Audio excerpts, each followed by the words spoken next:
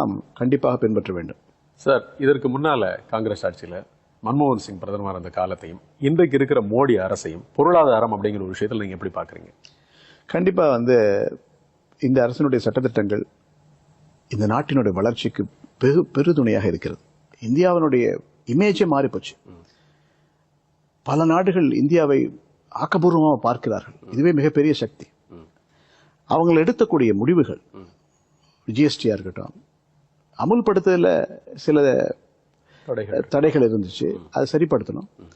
அதே மாதிரி டிமானிட்டைசேஷனா இருக்கட்டும், மார்க்கெட் லிபரலைசேஷனா இருக்கட்டும், 100% ஃபாரின் டைரக்ட் இன்வெஸ்ட்மெண்ட் கொண்டு வரணுங்கிற எண்ணம் அவருக்கு கண்டிப்பா இருக்கு.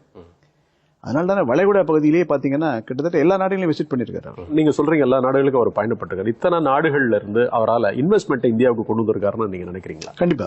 என்ன பொறுத்த வரைக்கும் பல நாடுகள் அவர்கள் விஜயம் செய்தாலும் இவர் பொருளாதாரத்தை மையமா வச்சுதான் விஜயம் செய்யறாருங்கிறது தான் என்னுடைய கணிப்பு. அதன் மூலமா தான் இப்போ பிராண்ட் ஈக்விட்டி இம்ப்ரூவ் ஆயிருக்கு, ஃபாரின் டைரக்ட் இன்வெஸ்ட்மெண்ட் இம்ப்ரூவ் ஆயிருக்கு, பிசினஸ் காம்படிட்டிவ் இண்டெக்ஸ் இம்ப்ரூவ் ஆயிருக்கு, ஈஸ் ஆஃப் டூயிங் பிசினஸ்.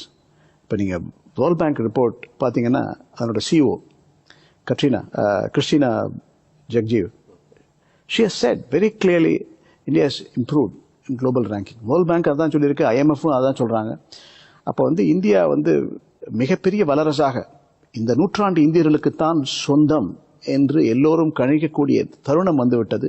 அதற்கான சாத்தியக்கூறுகள் இருக்கிறது. அதை அரசியல் ரீதியாக மாற்ற வேண்டும் என்று சொன்னால் கொள்கை ரீதியான மாற்றங்களை கொண்டு வர வேண்டும். அதைத்தான் இந்த அரசாங்கம் செய்து கொண்டிருக்கிறது என்பதை நான் ஆணித்தரமாக நம்புகிறேன். தமிழ்நாட்டில் பிறந்து உலகத்தினுடைய ஒரு மிகப்பெரிய வங்கி, கத்தார் நாட்டில் ஒரு வங்கிக்கு நீங்க ஒரு மிகப்பெரிய பதவியில் இருக்கீங்க. ஆனாலும் கூட ரொம்ப எளிமையா உங்களுடைய சிறுவயது காலங்களில் இருந்து அதுக்கப்புறம் நீங்க எந்த மாதிரி பயணப்பட்டீங்கலேருந்து இன்றைக்கு பொருளாதார வளர்ச்சி எங்க போகும் அப்படின்னு ஒரு பொருளாதார நிபுணராகவும் உங்களுடைய ரொம்ப அற்புதமான கருத்துக்களை எங்களோட பகிர்ந்துக்கிட்டீங்க. இன்றைய நிகழ்ச்சியில் கலந்துக்கிட்டதுக்கு மிக்க நன்றி சார். வாய்ப்பளித்தமைக்கு மிக்க நன்றி.